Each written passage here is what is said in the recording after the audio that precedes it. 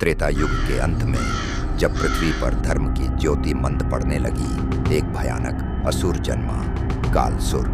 ये राक्षस भगवान शंकर से एक विशेष वरदान प्राप्त कर चुका था कि कोई भी साधारण अस्त्र शस्त्र उसे नहीं मार सकता।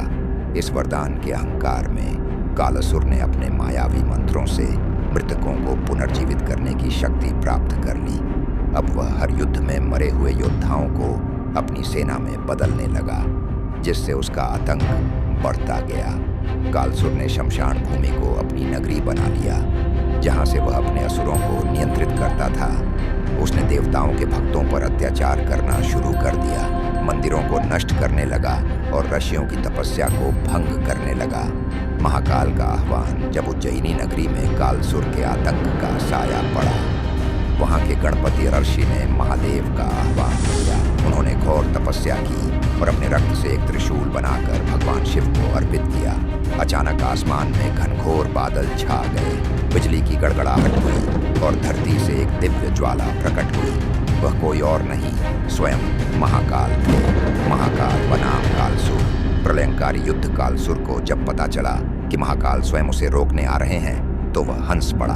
उसने अपने शव सैनिकों को जीवित किया और महाकाल को घेरने के लिए एक अघोरी दुष्ट सेना तैयार कर दी। युद्ध आरंभ हुआ। कालसुर ने अपनी मायावी शक्ति से चारों ओर अंधकार फैला दिया। महाकाल ने अपनी तीसरी आंख खोली और उस अंधकार को चीरते हुए आकाश में एक दिव्य ज्वाला प्रकट की। त्रिशूल प्रहार से हजारों राक्षस भस्म हो गए, पर कालसुर बार बार मरे हुए असुरों को पुनर्जीवित करता जा रहा था।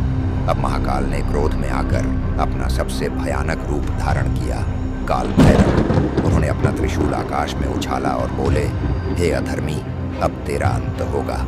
महाकाल ने अपने दिव्य डमरू को बजाया, जिससे एक ऐसी कंपन तरंगें फैली कि कालसुर का शरीर अंदर से झटकने लगा। अब वह खुद को रोक नहीं पा रहा था। फिर महाकाल ने अपने त्रिशूल से कालसुर का सिर धड़ से अलग कर दिया। उसके शव सैनिक वहीं राख बन गए। उज्जैनी का वरदान युद्ध समाप्त होने के बाद महाकाल ने घोषणा की, अब से यह नगरी कालसुर के आतंक से मुक्त होगी। जो कोई भी सच्चे हृदय से इस भूमि में मेरी आराधना करेगा, उसे किसी भी भय से मुक्ति मिलेगी। इसके बाद महाकाल एक दिव्य लिंग के रूप में वहां स्थापित हो गए, जिसे कालेश्वर ज्योतिर्लिंग कहा जाने लगा। जय महाकाल। स्पार्कल्स।